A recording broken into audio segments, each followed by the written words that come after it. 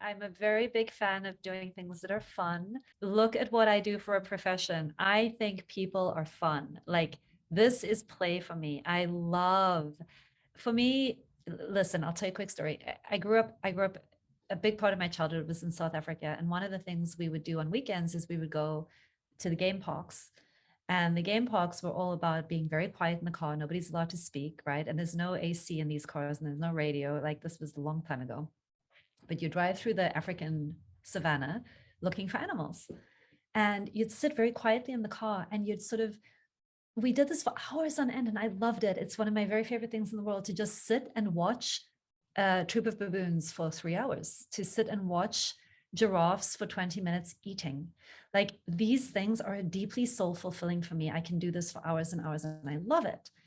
And I tell you that story because I think it developed in me a deep enjoyment of observing things in their natural habitat, doing what they do, and getting to know how the baboons, what kind of temperaments they have versus the hunting dogs, versus the cheetahs, versus the leopards, versus the elephants, versus the warthogs or the hornbills. Like they all have personalities in my world. Like I just was like, everything is alive and everything has a way of being, and some things go well together and some things don't. And I think that way of perceiving the world is what I bring very much to how I work with people. I see people in the same way. I'm like, ooh, what kind of interesting creature am I working with today?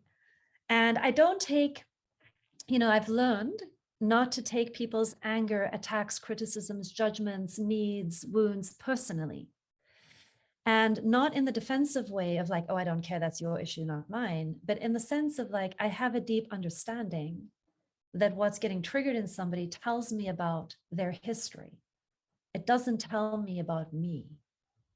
And when I stopped making it about me and I began understanding what's happening in you is telling me more about you. And it's telling me about what happened to you. It's telling me about how people have failed you. It's telling me about where you've had safe, secure attachments and where you haven't. And your reactions to me tell me about how you've adapted to a world that hasn't loved you well. And when I see people through that lens, which is my default lens these days, it's very easy for me to stay engaged and open-hearted and appreciative. And it's fun because I feel like the only thing I'm ever really doing is research and development.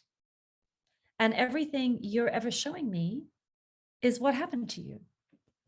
And my job, at least the one I assigned to myself, you all decide what you want your job to be. I'm not here to impose anything. But my deep, what I find fun in the world is learning how to love whatever is rising up in front of me and within me. Of course, it starts with learning how to love what rises up within me.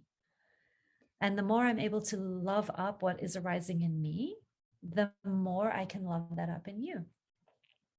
That's what makes it fun for me,